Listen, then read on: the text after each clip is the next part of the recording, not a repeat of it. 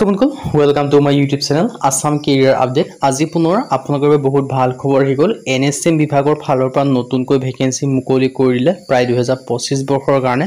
প্ৰায় 1138 টাকৈ ভেকেন্সি মুকলি কৰিছে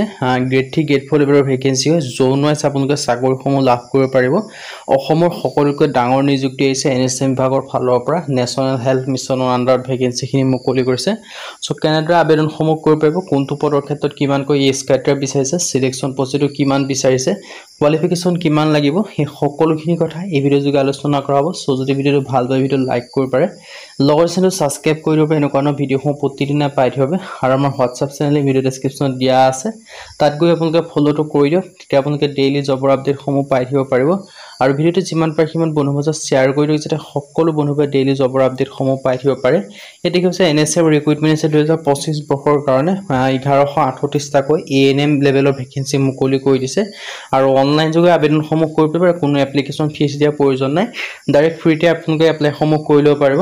লাষ্ট ডেট সম্পৰ্কে যে মই ক'বলৈ যাওঁ 21/7/2025 মানে জুলাই মাহৰ 31 তাৰিখে লাষ্ট ডেট হয় তাৰ আগতে আপোনালোকে আবেদনসমূহ কৰি ল'ব লাগিব সো যদি আপোনালোকে ইন্টাৰেস্টেড হয় এলিজিবল হয় আপোনালোকে আবেদনসমূহ কৰিব পাৰে আৰু কেটেগৰী যদি মই ভেকেন্সিখিনি কথা ক'বলৈ যাওঁ ইউআৰ কেটেগৰী ক্ষেত্ৰত 779 টা এসটি প্লেনৰ ক্ষেত্ৰত 6 টা আৰু এসটি হিলৰ ক্ষেত্ৰত আপোনালোকে 116 টাকৈ ভেকেন্সি দেখিবলৈ পাব আৰু এসসি ক্ষেত্ৰত 81 টা টি টাইপ বক্সৰ ক্ষেত্ৰতো ভেকেন্সি আছে আৰু এডুকেশন কোৱালিফিকেশনৰ ক্ষেত্ৰত ইয়াৰ ক্ষেত্ৰত ANM নাৰ্সিং যদি আপোনালোকে পাস কৰিছে তেতিয়া আবেদনসমূহ কৰি ল'ব পাৰিব এজ লিমিট 18 পৰা 40 বছৰলৈকে দিয়া আছে আৰু 1 জানুৱাৰী 2025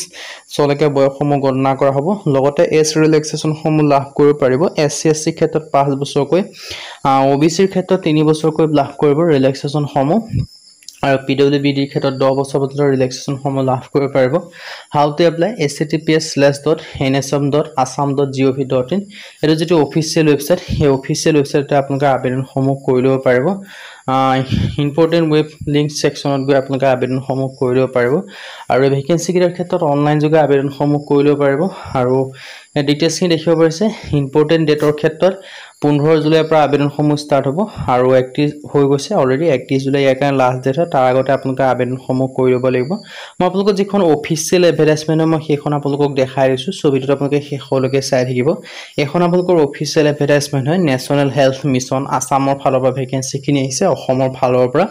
সো এগিটা অনলি অসম বেসিছৰ ভেকেন্সি হয় সো যদি ইন্টাৰেস্টেড হয় এলিজিবল হয় আবেদনসমূহ লাভ কৰিব পাৰিব 1138 টা অসম বেসিছৰ ভেকেন্সি মুকলি কৰি দিছে ইয়াত মই আপোনালোকক ঠিক মাৰ্ক কৰি দেখাই দিছো অফিচিয়েল এডভাৰটাইজমেন্টখন নেশ্যনেল হেল্থ মিছনৰ আন্ডাৰত ভেকেন্সিখিনি মুকলি কৰি দিছে ANM লেভেলৰ ভেকেন্সি আহিছে 1138 টা